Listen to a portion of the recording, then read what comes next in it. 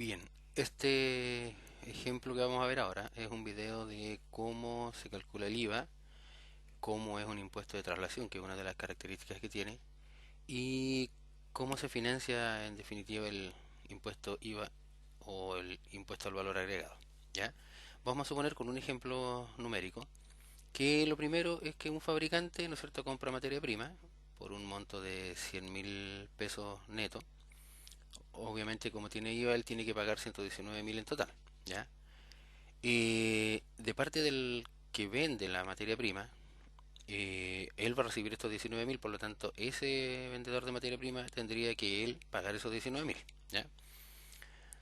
Después vamos a suponer que este fabricante, ¿no es cierto?, produce algún artículo y ese artículo lo vende, ¿no es cierto?, en este caso, por ejemplo, en 150.000 pesos netos. Obviamente igual tiene que agregar el 19%. Por lo tanto, el precio final de venta del fabricante es de 178.500. ¿Ya? Supongamos, ¿no es cierto?, como dice acá abajo, que de 100 sube a 150 porque el fabricante le está agregando a su materia prima esa diferencia de 50.000 para financiar sus gastos y para obviamente también tener alguna utilidad entre el precio de compra y el de producción y el de venta. ¿Ya? Eh, para calcular el IVA del fabricante, ¿cierto? El procedimiento es que al débito fiscal, es decir, al de la venta, se le resta el crédito fiscal, el de la compra. Y en este caso, ¿no es cierto?, el IVA que tendría que pagar el fabricante es de 9.500 pesos, que es la diferencia entre el débito menos crédito. Pero fíjense también lo siguiente, y que por eso es que se llama impuesto al valor agregado. Lo que se le agregó al precio de compra versus el precio de venta son 50.000 pesos, ¿no es cierto? De 100 a 150 hay 50.000 pesos. Ya, esos 50.000. Pero el 19% de 50.000 son precisamente esos mismos 9.500. Por lo tanto, el impuesto que se termina pagando es el impuesto al valor agregado. ¿Ya? Eso también es importante tenerlo en cuenta de por qué el nombre de impuesto al valor agregado. ¿Ya? Si el fabricante compra en 100.000 y vende en 100.000, el IVA crédito fiscal por la compra y el IVA débito fiscal por la venta habría sido igual 19.000 pesos, por lo tanto al hacer la resta acá habría sido cero. ¿Ya? Supongamos entonces ahora que el fabricante vende su producto y se lo vende al mayorista, obviamente en sus 150.000 pesos, ¿no es cierto? Eh, y el mayorista ahora ya, ¿no es cierto?, toma ese producto y lo vende, y supongamos que lo vende en 350.000 pesos. Aquí hay obviamente una diferencia mucho más grande de 200.000 pesos, pero el cálculo va a ser exactamente el mismo, es decir, para calcular el impuesto que tendría que pagar el mayorista, ¿cierto? Al débito fiscal le resto el crédito fiscal, 66.500 menos los 22.500, y el impuesto que tendría que pagar el mayorista son 38.000 pesos, ¿cierto? El fabricante paga 9.500, el mayorista 38.000, y no nos olvidemos que el que le vendió la materia prima al fabricante, por otro lado, iba a tener que pagar estos 19.000. ¿Ya? Supongamos ahora que el mayorista le vende al minorista, ¿no es cierto?, ya esos 350.000 pesos, el minorista lo compra y como típico minorista vende el precio, digamos, el producto a un precio final de 400, en este caso 499.990, precio final, o sea, valor bruto, valor con IVA incluido.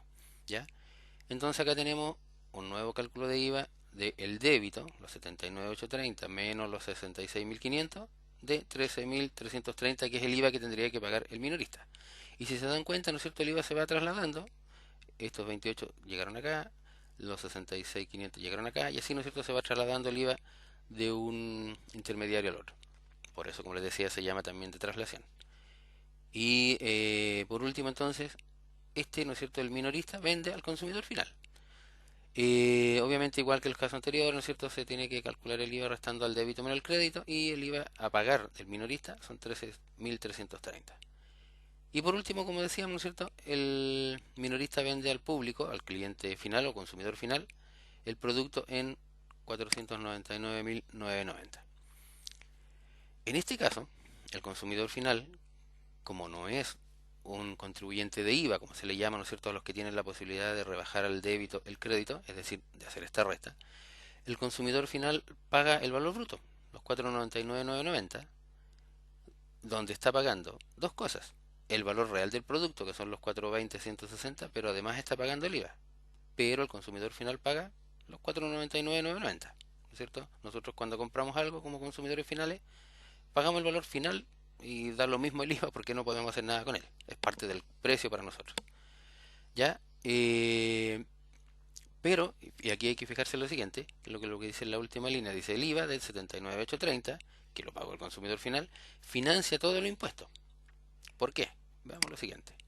¿Cierto? El IVA que tenía que pagar el vendedor de la materia prima eran 19, más los 9.500 que tuvo que pagar el primero, los 9.500, más los 38.000 del mayorista y más los 13.330 del minorista, ¿cierto? Los 9.500, los 38, los 13.